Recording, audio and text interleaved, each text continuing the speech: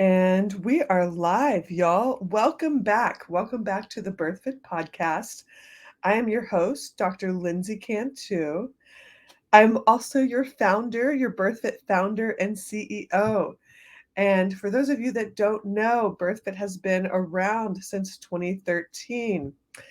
I took a little time off earlier this year from the BIRTHFIT podcast, and now we're back. And I'm so stoked to be back. Be sure to listen to this season's previous episodes. They're awesome. I think the first one dropped at the end of July, and that was all about my conception journey and the first bit of pregnancy. We also have Kat on in one of the other episodes. Kat shares her story of her twin free birth. And we also have Elizabeth Bachner, a midwife and somatic healer, and more to come. I'm really stoked to release a few more episodes before I go out on maternity leave. So please go listen to these episodes. Leave us a review if you could. That would warm my heart and, definitely help us in the rankings. But yeah, I would greatly, greatly appreciate it if you could leave us some love on iTunes or Spotify. That's where you will find the podcast. You can also watch videos of each podcast episode on YouTube. So be sure to check that out. Anywho, today we have a very special guest on. I have the opportunity to interview, to basically ask questions for a certain amount of time to the one and only Dr. Josh Axe. And Dr. Josh Axe, if you don't know about him, just type his name in Google and lots of amazing stuff will come up.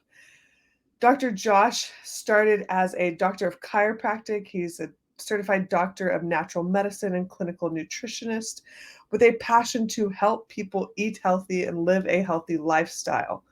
Um, He's the man behind the website draxe.com, which is one of the top health natural websites in the world today. Like, I'm sure this pops up if you Google anything. I know it did for my aunt, and this chiropractor, I was like, actually, I do. Anyways, he's been the voice, the resource, kind of the go-to person for many in the natural health space, alternative health space, and he's authored several books, best-selling books. Just to give you a few, Eat Dirt. Um, he's also that's one you should definitely check out. Keto Diet, your 30-day plan to lose weight, balance hormones, and reverse disease. Anyways, he's been on the Dr. Oz show. He's been at Paleo FX, South by Southwest. Lots of really cool forward thinking summits, seminars, opportunities. And for me, I came across Dr. Josh definitely in the alternative health space, but more importantly, he and two other gentlemen are the leads in the leadership group that I'm a part of. It's called Infinite Leader Mastermind. And they are just, they hold me accountable as far as being a business owner and, a servant based leadership, which is like, that's what I want to be. I want to be a service based leader. And I found them shortly after the shenanigans of COVID happened, and I really, really value this community that I'm part of. Dr. Josh Axe and his buddy Jordan Rubin are the founders of Ancient Nutrition. You might have seen this supplement company. They have some amazing bone broth, collagen. It's awesome. Check it out if you haven't. But, I could go on about Dr. Josh Axe, and I'm, the list is forever long. He has a new podcast out. If you have not checked it out or heard of it, be sure to. It's called The Growth Lab with Dr. Josh Axe. He also has, if I remember correctly, there's an ancient health podcast, which is also under his umbrella, the Dr. Josh Axe umbrella. So lots of information, lots of opportunity to gain health information there. Anyways, he's going to be on in just a few minutes. So grab a tea, grab a coffee, grab some raw milk, whatever you need, get comfy. And I really hope you enjoy this episode. Be sure, before we move on, to leave us a review and check out our nonprofit. As a reminder, this podcast is brought to you by our BirthFit nonprofit, which is called BirthFit for Everyone. Our nonprofit is focused on providing birth doula support or postpartum doula support for active duty military or those with a spouse that are active duty military. So please go to the nonprofit.birthfit.com to check it out, find out more information, find out how you can donate, how you can support, or if you are military or your spouse is active duty military, please let us know. Go over, fill out a survey, a questionnaire, and hopefully we can support you in some way, shape, or form. All right, y'all. I'm excited to get this episode started. Enjoy. All right, y'all, we are back, and this time I have Dr. Josh Axe with us. Welcome, Dr. Josh, to the BirthFit podcast. I'm beyond honored to have you here. So welcome from me and this whole community.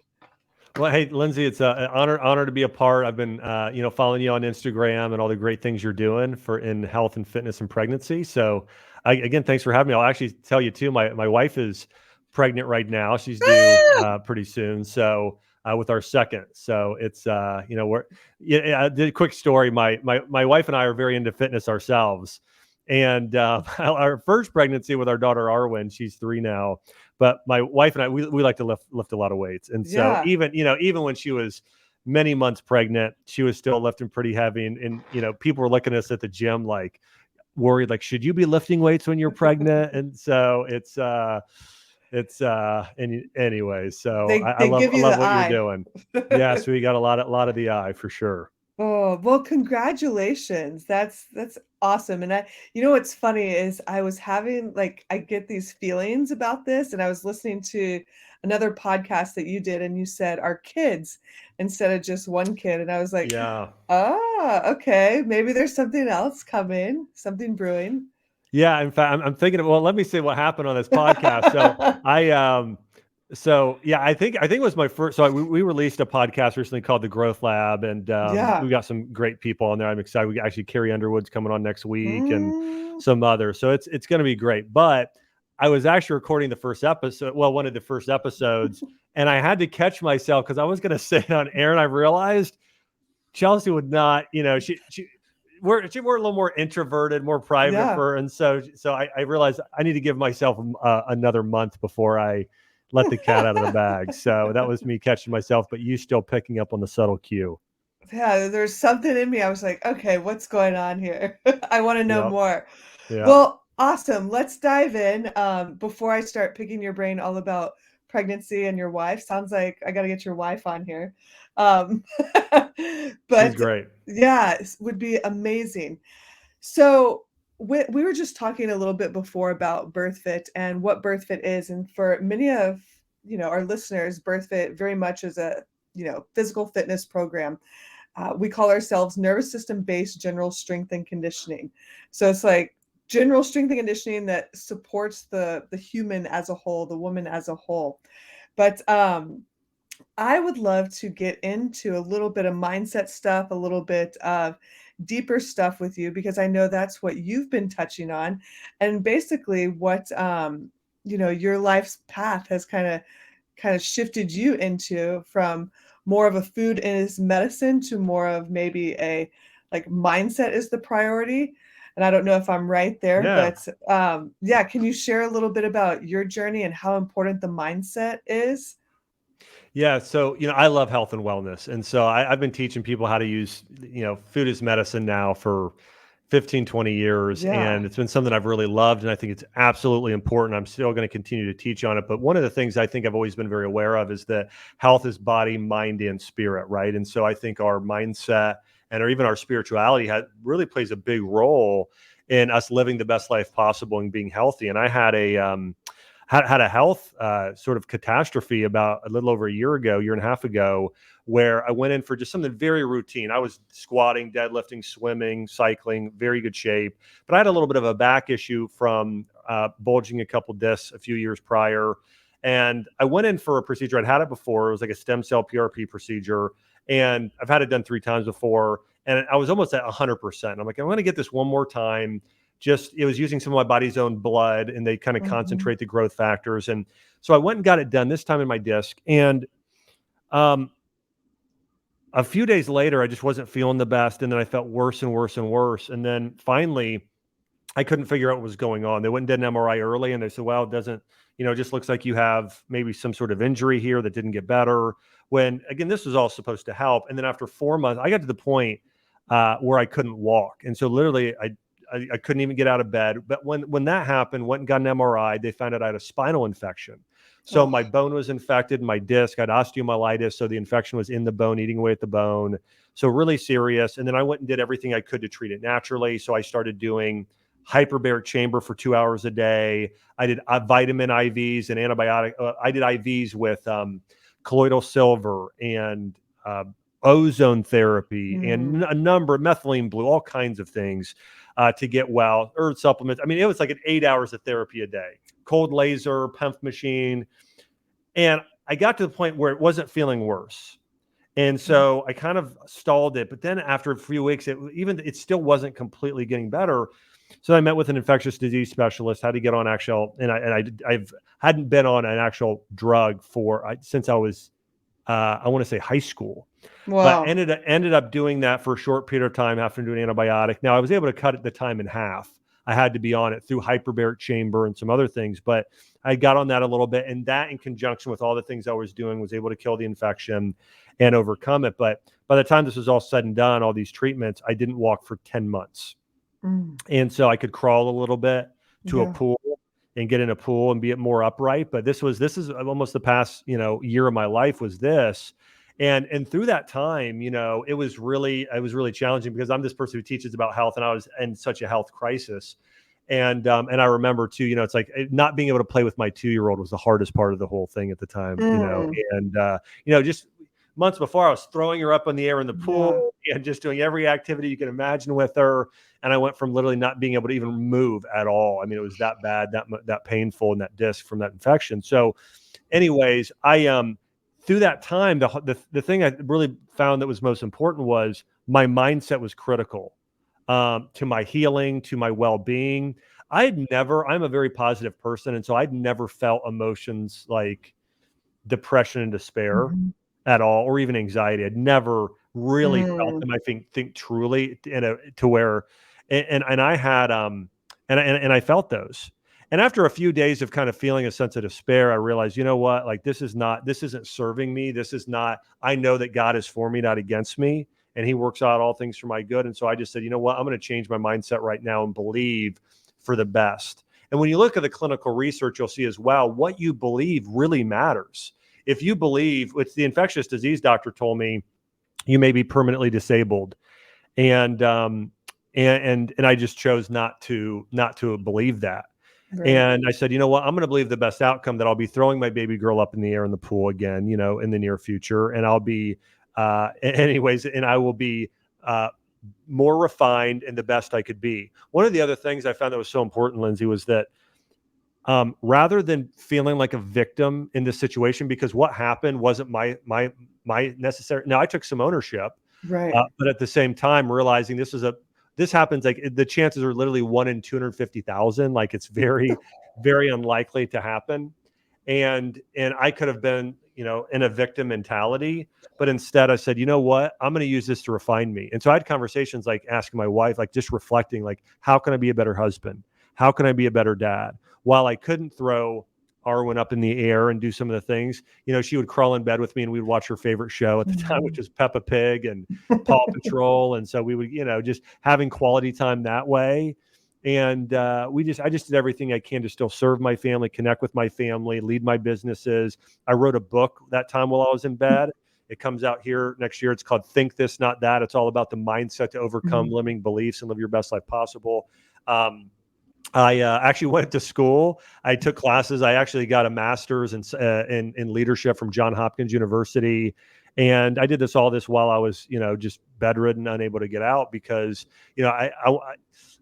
I'll say this. I think it's so important that we have purpose.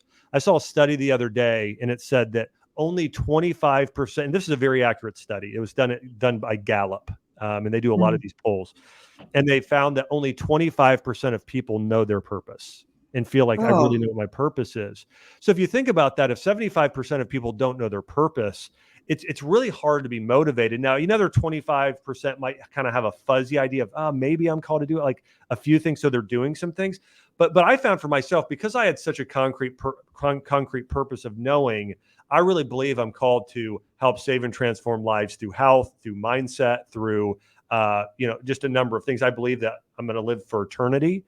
I believe that I'm called to love God, love people, make earth a heavenly place, make this whole planet a paradise. Because I have this sense of purpose of knowing I'm a child of God, it was very, very motivating, inspiring to me, just knowing, like, you know what? If I can't walk, I'm still going to do everything I can to serve my purpose and do everything I can to help people in their own health. And I continue to do that. I was going through my health crisis and I continued to do, walk people through and help them through theirs. Now, I don't run a clinic or anything now, but I constantly have people that I come across who need some help and do that for just for free in those situations. But all that being said, it was really a mindset battle. And then, so after I had the infection, I started getting a little bit better, but it was a very slow process. I mean, this was July.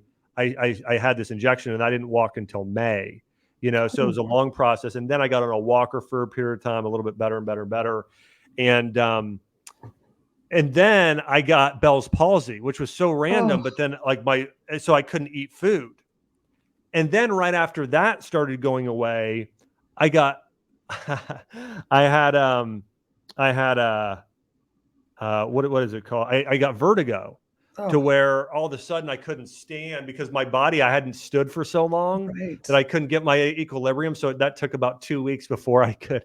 And there were all of these crazy things. And my joints were so stiff. So all that being said, you know what? But every day I had to have the mindset of I'm healing. I'm getting better every single day. The idea was I'm going to use this for good. I'm going to use my suffering and this pain to help others because there are other people suffering and in pain and other people who need to have a strengthened mindset. But I just think purpose is so key of somebody knowing and having the greatest purpose that they can have. And that also feeds their identity. So I think for me, identity and purpose became really important in knowing, okay, I'm a child of God. And I'm a divine being. And I know eventually we're going to live here. The Bible talks about this, that the earth here is our permanent dwelling. We may, when our die, we may be parted from our body, but eventually there will be a new heaven and a new earth. And so this earth will be recreated. And so our original calling was to make the entire planet like a Garden of Eden. And imagine how awesome that is. Like I watched, I'm a big Lord of the Rings fan. And when you watch shows like that, you just see this beautiful creation of Rivendell and Lothlorien and the mountains and the waterfalls and the oceans and the beauty of the earth in that way. And that's eventually what this place is going to look like. So working on that now, I own 4,000 acres of certified organic land with Jordan Rubin, and we do regenerative agriculture, working on healing the planet and creating paradise. And so anyway, so that's my purpose, right? And I think everybody is tied into that purpose in doing that. So when you have that sort of purpose and identity of knowing, hey, I'm a child of God, I'm called to do I'm called to use my gifts and skills to help people in the world. It's very motivating no matter what you're going through. So that's the mindset I really continued to grow in as I went through that process. And I think the more people can adopt that mindset and think about this for parents, I told my wife this today. We're having, it's our firstborn daughter, and my wife and her are just so connected. Oh. And we live in Puerto Rico part of the year. And so she's been around she's been around kids, but hasn't gone to school. So we're now trying to get her in doing some school and gymnastics. And there's a separation anxiety. And I Oh, told my wife today, I just said, you were just doing such an incredible job. Like, I'm blown away at my wife constantly. Just what an amazing job she does. Because there's no more important job than being a parent. You know, there's a quote by Andy absolutely. Stanley I love, and it's this. Um, the most important thing you may do in your life may not be something you accomplish, but someone you raise. And I really Mm, believe there's no more important. And what an identity is, it's a role you take on. So it could be, you know, I'm a business leader, or I'm a copywriter, or I'm a fitness trainer, or I'm yeah, a parent or a father. But your job as a parent is one of the most important roles you can ever take on. And so for me, when I take this role of a parent very seriously. I don't think about my parent being a role of, like, there are levels. So some fathers believe their role is to maybe impregnate their wife and then not be there, right? You know, the right. fatherlessness rates are unbelievable right now, Yeah, and that's actually the biggest. I think it's the most harmful thing to society there is, actually. And then absolutely. after Mm, that, it's like, well, I could see myself as, I'm a provider. I help provide for my mm, family financially. That's a step up from that. That's a better mindset.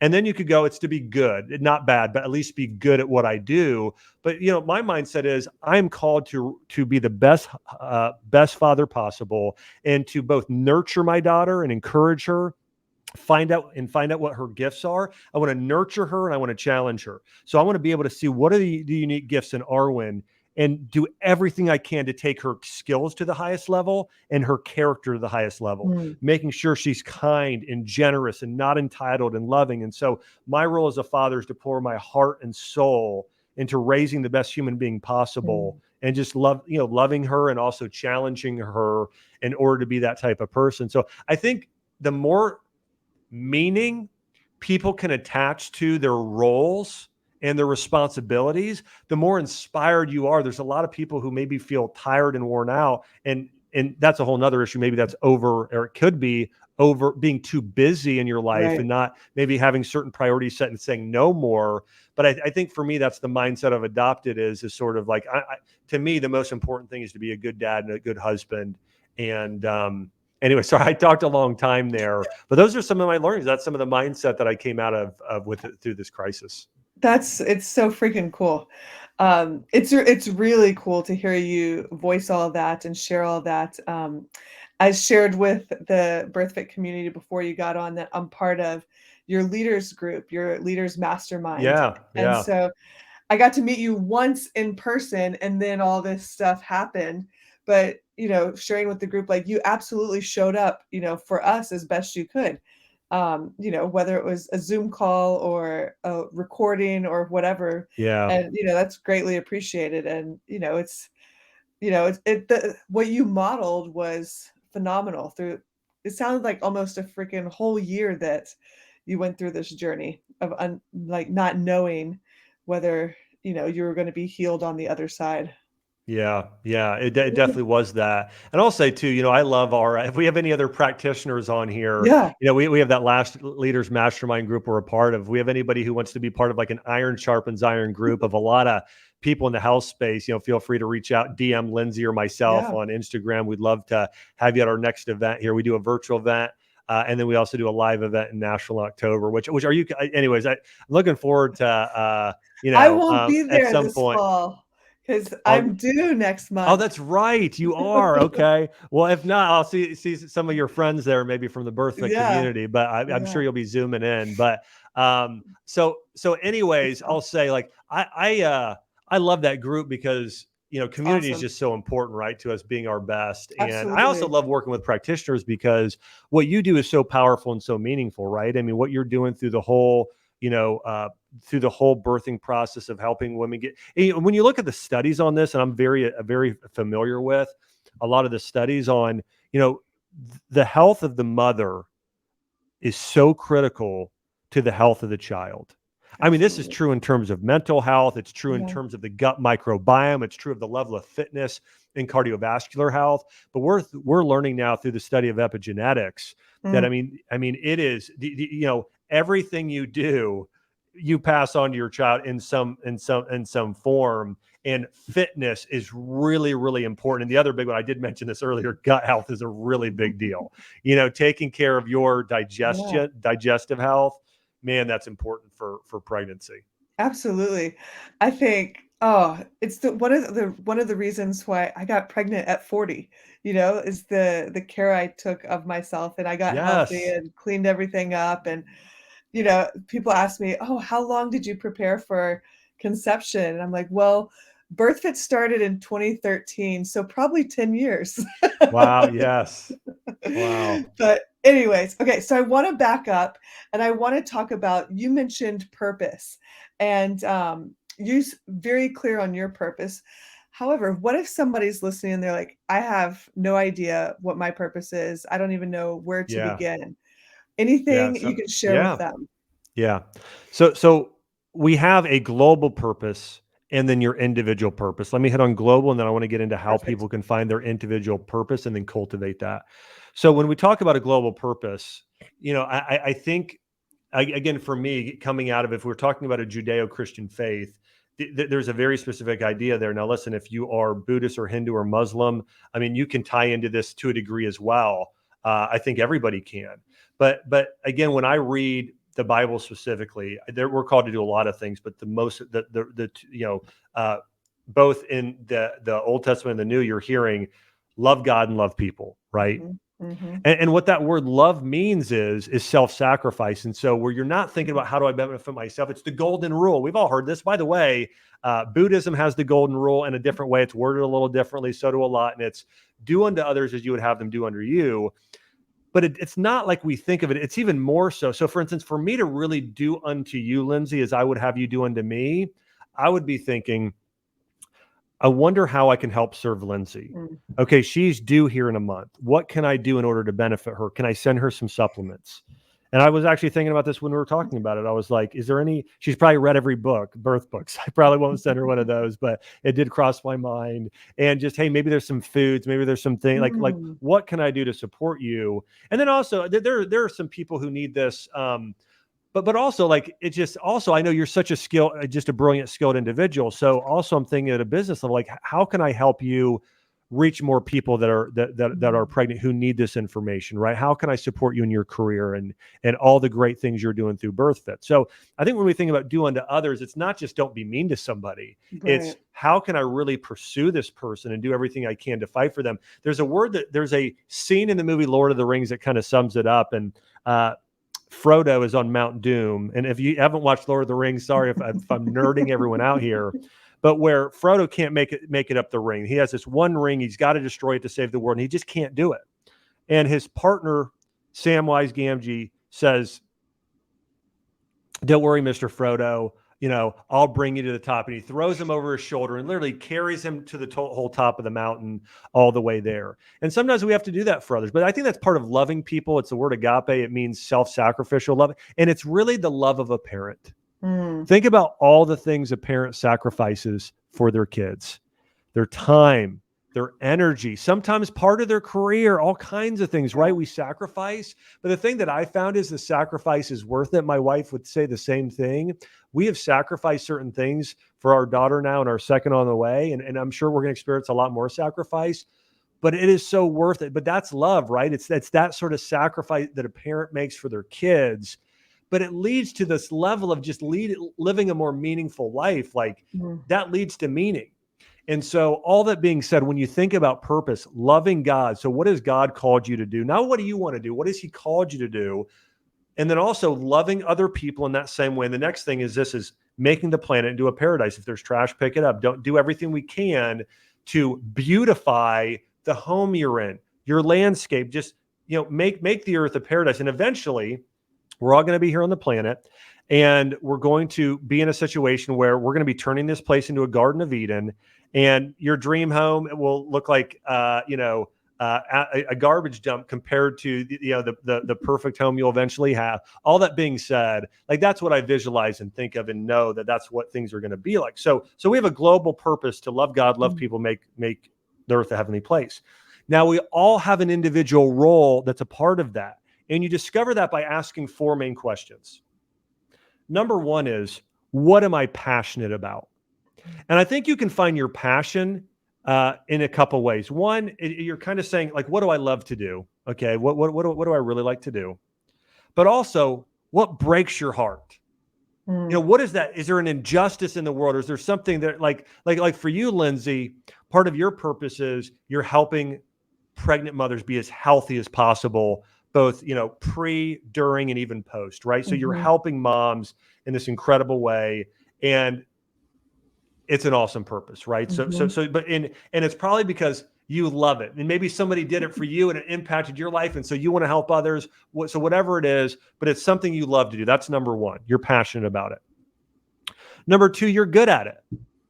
You've got a unique gift or skill or talent. You're great at fitness. You understand biomechanics. You understand sort of the body during pregnancy and what needs to happen, right? So you're also good at it. That's the other thing. So for you, Lindsey, you're both very skilled in being able to demonstrate and actually do what needs to be done, but you're also a great communicator, right? So that's the other thing, is you've got these gifts and skills. And so you have to be able to identify, what are you passionate about? Like, what do you love? Part of that is, again, what breaks your heart that I need to help fix this. And the other thing is those gifts and skills, right? What have you been given in that area? The next thing there is, what can you be rewarded with? And that could be financially. Can you be financially rewarded with it? Or in terms of your soul? I feel so good doing this. Like, I just know this is something I'm meant to do, like Mother Teresa, right? I don't think she was paid very much, but the reward for her in caring for orphans. So it could be an actual financial reward, which is great, but it also could just be, you are just so rewarded in terms of your psyche and spirit that you're called to do this. And the fourth one is this: opportunity. Sometimes there's certain opportunities that might not be in place till later on. And so you've got to do certain things up until then. And so, what is the current opportunity in front of you? But I think that's how you find your purpose. I think the first three are the most important. And if you want to live your best life possible, there are two things that you have to be really focused on growing and getting better: your skill and your character. And that's how you optimize who you become. Think about the best of the best you and who you could become if you grew in certain character qualities, and if you 10x your skill right now.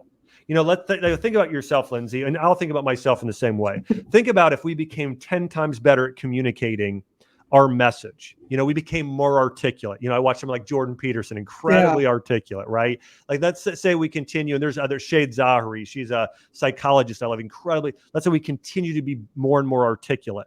And then in character, I start recognizing I need to be more patient. Okay, I need to not hurry so much. I need to be more kind in every interaction. I just need to just show loving kindness in abundance, right? So think about yourself, the best of the best you, and start act like that person now. Act disciplined now. Act generous now. When you go out to eat, tip like a generous person would. Cover someone else. So I think that's the thing. So, but going back to this purpose thing, I do think is write down what you're passionate about, what you love, or what breaks your heart. That's all the same category. And if you don't know, have someone else ask you. And if you don't know, then try a bunch of different things. Do the things, well, these are things I don't hate, I might like. Okay. So you just start somewhere, and sometimes you kind of figure it out along the way. And then again, number two is, what are you skilled at? What are you good at? And then what brings you the greatest reward? Right. And then, by the way, all of those should be towards the good, not the bad. Right. This is key. Let's say, for instance, this happens on social media a lot. Let's say, I see this a lot in young females. Let's say a female in their 20s. And they're just taking selfies and of getting the perfect shot on every shot, or maybe showing pictures of their getting those behind. angles. Yeah. The angles of their backside and whatever. And then, but in turn, we know from clinical studies that adolescent women, the more time they spend on Instagram specifically, or TikTok, the lower their self-esteem. Right. So you could be great at photography. You could be great at communication. But if it's not towards the good of loving people, loving God, you being a person of Mm-hmm. high character and integrity and making the earth a heavenly place, then you're actually sending the world backwards. That's not your Right. purpose. So your Right. purpose. So on the other end, let's say, you have a young adolescent girl and she's deciding, you know what? I'm going to do the opposite. I'm going to say something motivational. I'm going to dress modestly. I'm going to encourage women in a certain way, right? So that's the other thing, is make sure your purpose is towards the good. I love that. Okay, so that's a whole workshop in and of itself that you just delivered. So y'all, if you're listening, pause it, go do that, go do your homework. But you touched on young females, and I do want to kind of get into this a little bit. We have one of our mindset exercises inside BirthFit is called Queen in Training. And we talk about stepping out of the princess archetype and into the queen archetype, or from, Yeah. the maiden to mother. Yeah. And I so feel like that our society, celebrates the princess or the maiden, or, for rushing women getting their pre-baby body back postpartum, um, looking and Yeah. feeling a certain way. And it's all based on aesthetics or that external validation.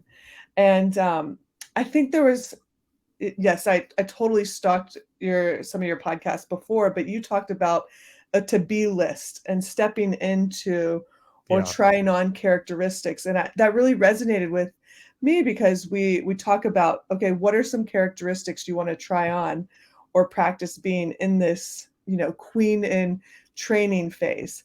But I would love to hear more thoughts on that, from you, if it has to do with the maiden to motherhood archetype journey, or how can these women that get lost with their identities in this motherhood transition, that are trying to go back to something they're no longer that version of themselves.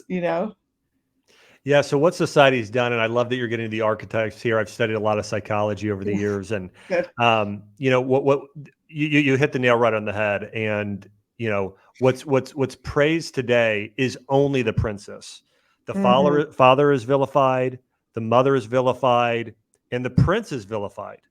Yeah. And it's all about the princess. And so when we look at this, by the way, we see this especially in Disney movies, right? The Disney princess, and it went from, and you see the evolution of a Disney princess going from Snow White, Cinderella, Sleeping Beauty, which was definitely leans a little bit more helpless female. Now there were Hmm. some great qualities though there too to those women. I mean, absolutely. But I think when we went, it started getting into the '90s, you had very balanced archetypes in Disney movies. Think about the Lion King, right? Mm. Like I love. In fact, it's the best of all Disney movies in Okay. terms of the messaging. So good. It's all about Mufasa is telling Simba, remember who you are. You're the king. Find your true identity. And Nala comes back, and she challenges him and Mm. says, "Who are you?"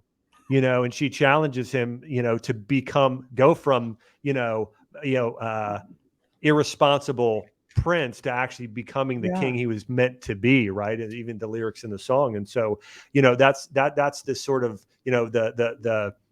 the male female archetype. It's this iron sharpens iron. Nala is Mm. sharpening him the entire time, and it's just this beautiful thing. And then of course you have some other great Disney movies. Aladdin is another great one. You see this powerful princess and Jasmine, and also this person who grows and becomes a leader in Aladdin. And so, all that being said, I'm not trying to put on a Disney workshop here, but these are really beautiful and powerful stories. And then we also during that time have Little Mermaid, and she disappoints her, Mm. disobeys her parents. But then that's when you start seeing it: disobey your parents, disappoint your parents, and and, Yeah. and all mothers and fathers, they're somehow almost through the rest of the movies, they're either gone completely, so it's almost like they're not needed, or they're rebelled against Mm. oftentimes. And so we see a lot of what's called a modern identity coming in through all of this. And basically, there's three types of identities you can have. You can have the uh, traditional identity where it's all about your community. Okay. So it's your your city, your town, your state or your nation, but it's about the community. So it's about duty. You fulfill your duty to serve your community. Mm-hmm. The modern identity is all about me. Like you're in the place of God. And so everyone on the entire planet is here to serve me. I think as Elsa says in her song, no right, no wrong, no rules for me. I'm free. So all that being said, there's no right, there's no wrong, there's no rules for me. I'm free. It's all about me, right? That's the actual song from Frozen. And so all that being said, we see that as the princesses, it's all about you. But that's not very fulfilling. If you're the most important thing in the entire world, that feels pretty meaningless. The third type of identity is a divine identity. And that identity says God sits as the highest place. And then community, and then myself. Now, listen, it's this balance, though. It's this sort of thing of like, for instance, a traditional identity would say arranged marriage. Okay. Yeah. It's arranged. And modern is like, I don't care if my parents, I don't care about any of my community. I'm going to marry whoever I want and run off and do whatever. And that's modern identity. Divine identity is, it's this beautiful marriage. It's this beautiful for a marriage, sort of wisdom from God, from your family and community, and you get to decide, and you make a joint decision all together of what's going to be the best for you and your life. And there's a level of trust there. So there's real relationship happening. The modern identity, it's all about you. So there's really no deep connection. Everything is superficial. So going back to this, I think that we have to be very wise and we have to be thinkers in order to recognize you want to be a queen. You don't want to stay a princess forever. That doesn't lead to the most meaningful life because you'll never be a leader. We all want to become the leader, right? We all want to become, the archetype of the guide or the hero. And what that states is I'm going to grow my character and myself. I'm going to grow my character and myself and become selfless in order to serve others. And that leads to the most meaningful life possible. By the way, I cover this in my book that'll come out. I really get into people statistically, people that pursue being happy and personal gain are miserable and lonely. I mean, that's what all this isn't like. This is study after study after study shows. If you pursue personal happiness, you will be unhappy. So if you pursue the princess lifestyle, you will be unhappy. You will be very, very unhappy because it's not meaningful. You're not versus if you're a mom, if you take on the role of I'm the queen, and what does a queen do, or even a king? They're here to serve. The people aren't here to serve me. I'm here to serve the people. I'm here to serve my kids. I'm here, and at services, I'm not here to be your friend either. I'm here to be your parent. I'm here to be your mom, which means I will nurture you and I will love you, but I'll also challenge you and tell you you're not doing this right. You're better than that, right? And so that's powerful. I mean, you are queens are powerful. Princesses, not so until they choose to step up and become an adult, right? And then they really influence others for good. Right? Because eventually you want to stop, a baby's the epitome of it needs everything. It's just a consumer of things rather than a contributor of things. And that's what a princess is. It's a consumer, typically a little bit more so. When you become a queen, now you're really contributing at the highest level possible. And this is true archetypically, but even physically. Think about the milk. The food the mother passes on. Think about the immense love, even hormones like oxytocin. I mean, as a mom, passing on so much, good energy and things like that. So all that being said, I love that you teach that because the people need to know about this. Most people are just living in a state of unawareness.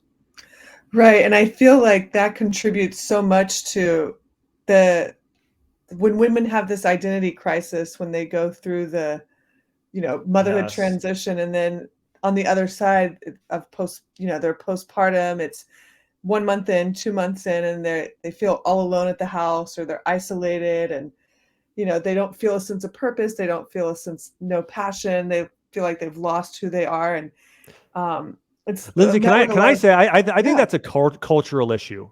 I think it's a cultural issue because I read another study recently. It was all about, women have less postpartum depression, I believe, when they're grandparents are around and they're living in a like, and a lot of cultures are still this way. Certain areas I know, I got friends in South America, Mm-hmm. almost all of their grandparents are still there hanging out, helping raise the Yeah. kids. They're there. In America today, somehow women are called to be both a mom and a wife and a boss, like, and build whatever. Right. And a million other things. It's unbelievable. The weight of that is absolutely crushing.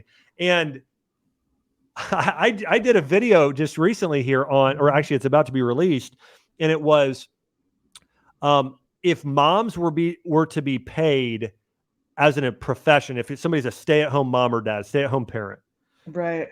they would be paid out $184,000 a year. I mean, Wow.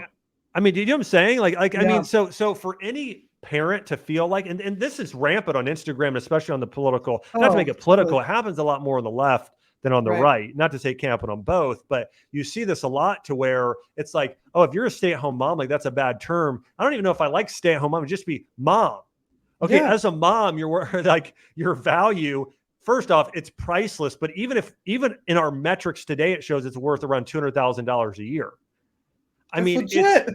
yeah. I mean, it's amazing. And to know that you're raising up, could be, if you do it right, a world changer, somebody that can Right. impact Right. society in a big way. It's the most important job there is.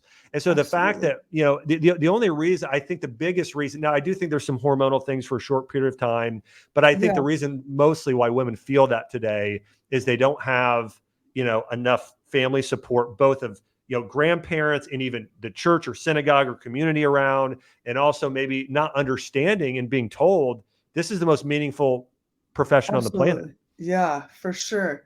One of the best trainings I did was with, it was more of a traditional postpartum training based on cultures around the world. And many cultures around the world have 5 things in place for the immediate postpartum, and you touched on some of them. One is rest, like an extended Yep. rest period. The next one is, body work, or, whether it be self-massage or somebody else coming in, an elder coming in to do body work, nutrient-dense foods, connection, like community and connection. And Yep. now I'm totally, oh, warmth, It's because big. those are You're huge. heading on a lot of Chinese medicine here Yeah, I too. was just about to So, say. well, and let me say this too. I mean, the studies have shown this too, or at least the case studies according to Asian medicine, and that is, you lose a lot of blood. Mhm, I mean, mhm. your body, I mean, the placenta is so much, your body uses so much blood for that, and collagen and stem cells. That's a lot of energy for the body to produce. But if you are deficient in blood, you have low energy, and it's also been linked to depression. Mm, And so if you are postpartum, your biggest focus should be building your blood, and warming foods are much better than that. Vegetable juices and salads, not good. Processed foods, lots of sugar, not good. Really good is beets, mm, green leafy vegetables, grass-fed beef, actually soups, really hearty soups, constantly very good. Again, I think I mentioned grass-fed burger, but as much as you can do to mm, build the blood, there are herbs like Dan Quai that are oftentimes used in Chinese medicine. Iron, of course, an iron supplement would be very mhm. good, but doing everything you can to build blood and warm your body, kind of getting cozy in that way. And I also think, I really think it's a balance. I think you should not be doing hard workouts right after, Yeah, but you should be moving. And so I yeah, think doing things like, going on walks, or a very, getting on a spin bike like a Peloton, and not doing a hard class, but doing kind of like an easy spin. But just doing things where you're in. Listen, I don't need to get into this because you'd be doing a better job than I would. All that being said, you do need to move, blood but flow. but yeah, you need to get blood flow, right? That is really, really big, getting blood flow. But you don't want to, you don't want to tax your organ Yeah, systems or your body at all, because you have so many areas that need healing. yeah. Ooh, okay, so I could stay forever and talk about postpartum, but that's not why you're here. Well, I can talk But about whatever you'd no, like. I mean, whatever everybody no. wants to talk about, let's talk about it. So I I love want talking about food as medicine. I love talking well, about mindset medicine. So whatever you want to talk that about. was the next bit was, how much, or how can you elaborate on how the diet influences your emotions. You touched on it a little Yeah. bit with postpartum. And I know when you shared your journey, maybe on a different podcast, you talked about eating a variety, like the rainbow. But yeah, can you Right. share a little bit there? Yeah. So we know through studies that our what we eat is very closely tied even to our mental health. It affects it profoundly. And so, there are certain foods your neurological system needs. And I would say the two areas that are going to impact you the most are going to be, you want to eat foods for the brain and foods for the blood. Okay. Hmm. The brain and blood. And so for the brain, it's going to be a lot. You're going to get some healthy fats in there. Uh, Olive oil and olives, avocado, coconut oil, um, things like that, right? Those are going to be some of those good fats you're going to get on a regular basis. And then you want to do, again, I mentioned this grass-fed beef. I actually think postpartum, one of the best supplements somebody could take. Now, you could eat as a food. Well, one of the things that happened after World War II is people started doing a lot more processed foods. It was a lot of sweet and salty, and we moved away from bitter, umami, and sour. Mm, So most people don't eat liver today, but mm. liver is the most healing food after pregnancy. Heck It's yeah. not even close. I mean, or organ meats are the most healing food after pregnancy. Now, if you're willing to saute up some, let's say, chicken liver with some onions and fry that up in a little coconut oil or olive oil, and I actually think it tastes pretty good, and I think it's something you could probably tolerate. But if you just feel like you can't, then get organ capsules. Yeah. This is something that a company I co-founded with Jordan Rubin. We've got a company called Ancient Nutrition, and we do liver capsules. We also do capsules, one specifically for women, which is Awesome. very good. And so you could go even to Amazon and search Ancient Nutrition glandular or Ancient Nutrition liver or women, whatever. We have that on there. But I do think that those are very, very good organ meats and glandulars for building the blood. And again, if you don't want to taste it, just take the capsules. About 6 a day typically is sort of the dosage you would do. And then you want to do a lot of vegetables, right? But the vegetables that are going to be the best are going to be beets, carrots, and green leafy vegetables. Hmm. Any that are going to help kind of strengthen up the blood are going to be really good. Um, and in grains, the best are going to be oats and probably Mm. rice. Awesome. As rice, there's actually postpartum um, an ancient Asian recipe used to help nourish people back to health that's called kanji.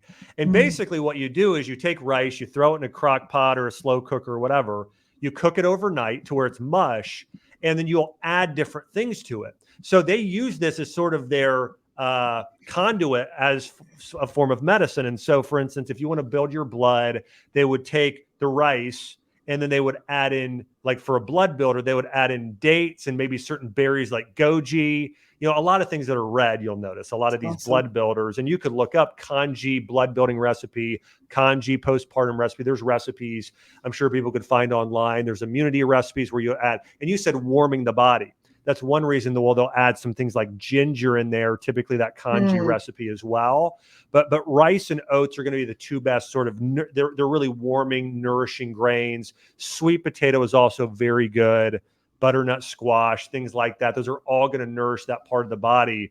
But yeah, you want to do meat, things like salmon, grass-fed beef, chicken, bison, all those sort of meats. You want to do some healthy fats, as we talked about, coconut, olive oil, avocado. You want to do some of those vegetables we mentioned, and then doing things like the sweet potato, and then the rice and the oats. And from a supplement standpoint, I mentioned this. You really want to build your blood postpartum. It is the most important thing. So taking some sort of iron supplement. Um, there's a lot out there. I know Ancient Mhm. Nutrition has one. There's one called Floradex. It's a liquid that I think is pretty good. Um, Dong Quai, I mentioned that as an herb, is very, Mhm. very good blood builder. Astragalus actually can Mm. support the body too in that way, and especially if you want to strengthen your immune system at the same time. But there are blood builder supplements in Chinese medicine I think that are good to get as well. Um, and if you haven't been out in the sun much, I would definitely recommend vitamin D as Mm. another big one. That's awesome. I mean, that gives women and their families lots of good tools and stuff to work with. We were just looking up kanji recipes last night Oh, I hadn't heard wow. that. Yeah. I was like, Yeah. "Oh, this sounds delicious." There are some good ones. There's actually some gross ones too, but there's actually some really good ones. So I'm sure there's reviews on the good ones. So Awesome. All right, so one of the best things I've heard you talk about is on marriage recently.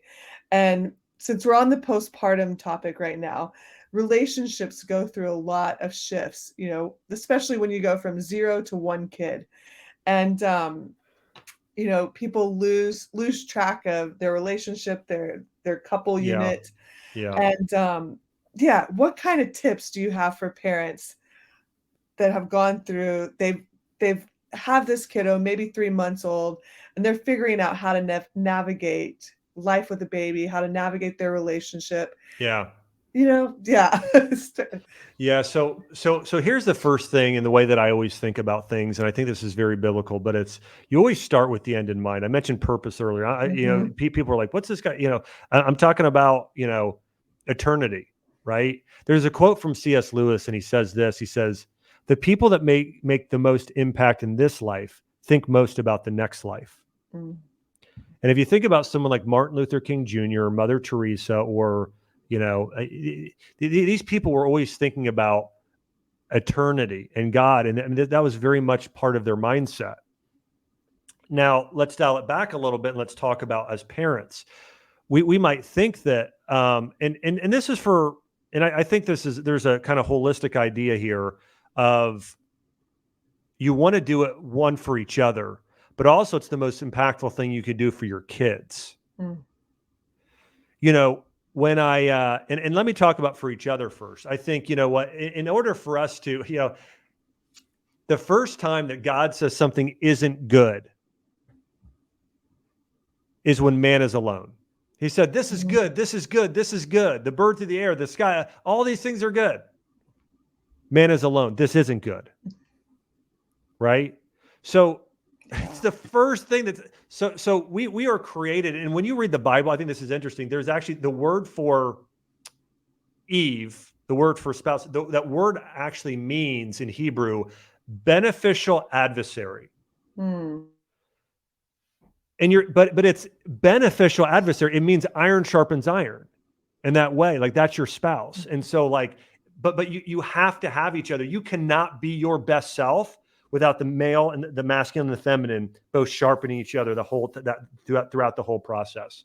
And so I think it's important to understand, like, you're only your best when you're the more deeply you're connected to your spouse, the better you are mm, together, the better parents you are, but the just so that's awesome. yeah, so I would say that, one, it leads to the most meaningful life possible. If you want to be happy and your life to have great meaning, all these things, it's hard, but it's worth pursuing, right? Just like Mhm, being a parent is worth pursuing and getting married, well, keeping your marriage great and being more deeply connected, that's worth pursuing. And so I mm, would say you just have to block out time. I mean, that's the whole thing. It's block out time and be intentional with it and be present. And so it's like, we're going to do a date night a week. Now I will say, like, Chelsea and I, the first 4 weeks, we're not like going out to dinner. yeah, I want to say after our first, I'm just being transparent. It was like 3 months, right? I think the yeah, first 90 days were like, by the way, we had a COVID baby. So no one was allowed to leave anyways. So we were just hunkered down, cuddled up on the couch, watching movie. We were, um, but again, I think you just need to be intentional and you just need to block out that time where there's time where it's just you and the family. Now I'm really blessed. We have great in-laws. I have great mm, sister-in-law, brother-in-law. So we have our family tends to watch Arwen. We also have a friend of ours who has a daughter who's in her teens, amazing character. So if we need to, she can watch her. So, but all that being said, we have time together. Now, I sometimes, during the day, it's hard to let me tell you just a couple things I think make a big difference. mm, I did this with Chelsea today, and I try and do it every day. And I think I mentioned this on the call you were on. But when she comes downstairs, the first thing I do after, telling my daughter, talking to her a little bit, I'll walk around in the kitchen and I'll just give her a hug and just say, I just love you. mm, And what do you have going on today? How can I support you today? Right. So I think just being in that mindset and mentality of like, that's my job as a spouse. Like I'm a husband, so I'm called to die for my wife and serve her and sacrifice my life for her. So the fact that I'm aware of that, I think that's an important thing for me. And I think my wife feels in a similar fashion. I'm called to, love my husband and serve him like he's serving me in that way. And so, but all that being said, I think that's important. I think like it's that physical contact, the hug. How can I serve you? How can I love you today? And so I think that's big. I think, when we eat meals, we're not on our phones. Mm. That's a big one. Our phones are down, computers are away. We sit there and we talk about, how's your day? How can I support? Hey, what's going on? And we try and connect there, and then we try and do a date night, right? A week, and then we try and get around other couples. So we have some really dear friends, Sean Johnson East and Andrew East, and they got a daughter, Drew, who's 3 years old, same age as our daughter. And so, we were there with them playing together. And it's this, as couples, it was good to kind of be with one other couple who were, but in terms of us getting closer together, I think that, I think just setting aside that time. And if you can't do dinner, do breakfast. Yeah. Can't do breakfast, do lunch. If you can't do that, wait on a weekend and just get away for a couple hours. But I think there just needs to be a little bit of alone time where you talk about your life and your kids too, but also just between you two. Like I know my wife, she's very, very deep in Chinese medicine. She'd be known as not to get into a whole nother topic here, 5 elements, but she's very deep. She's a very deep person. And so she loves to read deeply spiritual books. And so I know I need to be asking her, hey, what are you reading about this week? And just sort of, asking her about that, and then throwing, sort of just having discussions around that. So I think that, those are some things we do is, Awesome. a hug in the morning. If you can pray together, we do that sort of at breakfast, and then the date night. And those are some of our rhythms. It's awesome. And it sounds like you're very honest and real with the first 3 months. Like we're in survival mode. We're figuring it out. Yeah. First 3 months, it was, we didn't go on a date night the first 3 months. So it was just, so I'll tell you, it's so hard as a parent. I was telling my wife, we're having a hard time with separation anxiety with our daughter right now, a little bit. And I brought up today, I said, hey, honey, do you remember when we were 2 weeks in and Arwen had stomach issues? And it's so hard for me too. Like I know every last natural remedy to help. And it's like, we're doing gripe water and ginger, and I'm rubbing her feet and doing all the things. And she's still having like major, we had this just from like 2 weeks to maybe 8 weeks. And then it got better. And just at one point, I think maybe it was even 3 months. And then it just got, just went away. But I remember my wife does not cry easy. I have a tough wife. And my wife has probably cried, less than probably, 2 handfuls of times since we've been married. It just hasn't, it's not a lot. She's not a crier. She'll cry once or twice a year. But I said, hey, with this challenge right now, I said, hey, remember, my wife just broke down when, our daughter was crying at 2 weeks old, and just how hard that was. Oh. And I said, remember that? I was like, we got through that. We're going to get through, having her stop clinging to your leg when we're trying to put her in gymnastics in preschool right now. So anyways, it sounds, y'all got it. And I think it comes from, much of your mindset, your philosophy. And one of the last things I wanted to touch on was this growth mindset, because I feel like you have a growth mindset probably before even realizing or reading the book Mindset by Carol Dweck. Right. Yeah. So how the heck did you embrace a growth mindset? And, it's one of the books, our recommended reading for our BIRTHFIT coaches. And, for us, it means so much because there's so much misinformation out there in the,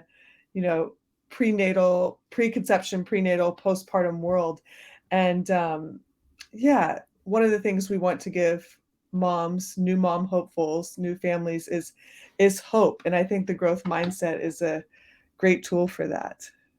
Yeah. So, in this, in her research, Stanford psychologist Carol Dweck really gets into, and some of you have read the book, and she really shows that praising kids for their intelligence is detrimental to them, and it creates a sense of entitlement and a sense of, I need to look perfect, I need to be perfect.